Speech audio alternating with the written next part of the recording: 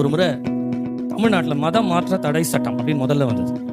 அப்போது கிறிஸ்தவர்கள் எல்லாரும் கூடி நம்ம ஜெபம் பண்ணுவோம் அப்படின்னு சொல்லிட்டு அன்றைக்கு ஆர்ப்பாட்டம்லாம் நடத்தல, ஜெபம் பண்ணாங்க. பீச்சுக்கு வாங்க எல்லாரும் ஜெபம் பண்ணுவோம். மெரினா பீச்சில் பெரிய ஒரு கூட்டம், அந்த பெரிய கூட்டத்தின் மத்தியில் ஜெபம் நடந்துட்டு இருக்கு. அப்படி ஜெபம் நடக்கும் பொழுது ஒரு பாஸ்டர் நல்லா ஜெபம் பண்ணிட்டே இருக்காரு. ஜெபம் பண்ணிட்டே இருக்கும் பொழுது அவருக்குள்ள ஒரு ஆவியின் அபிஷேகம் இறங்கிருச்சு. அவர் திடீர்னு என்ன பண்ணாரு, பக்கத்தில் இருக்கிற சேரை தூக்குனார். இயேசுவின் நாமத்தினாலே எங்களுக்கு விரோதமா இருக்கிற இந்த ஆட்சியை நாங்கள் கவிழ்த்து போட்டுக்கிறோம் அப்படின்னு சேர வச்சார். அதற்கு அடுத்த வந்த தேர்தல் ஒரு சீட்டு கூட கிடையாது.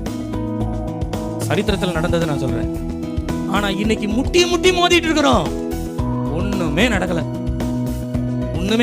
உலகம் தன்னுடைய காரியத்தை கரெக்டா அது நிறைவேற்றிட்டே போகுது. ஆனா ஆவிக்குரிய வாழ்க்கையில காரியம் குறுகிக்கிட்டே போகுது. ஒரே ஒரு மிஸ்டேக் தான் கிறிஸ்தவ ஜீவியத்துல நம்ம பண்ணிருக்கோம். என்னன்னா, நம்மோடு கூட இருக்கிற தேவனுடைய ஐக்கியத்தை சரியா பரிபாலிக்காததுனாலதான் இன்னைக்கு இந்த பிரச்சனையில வந்து நிக்கிறோம்.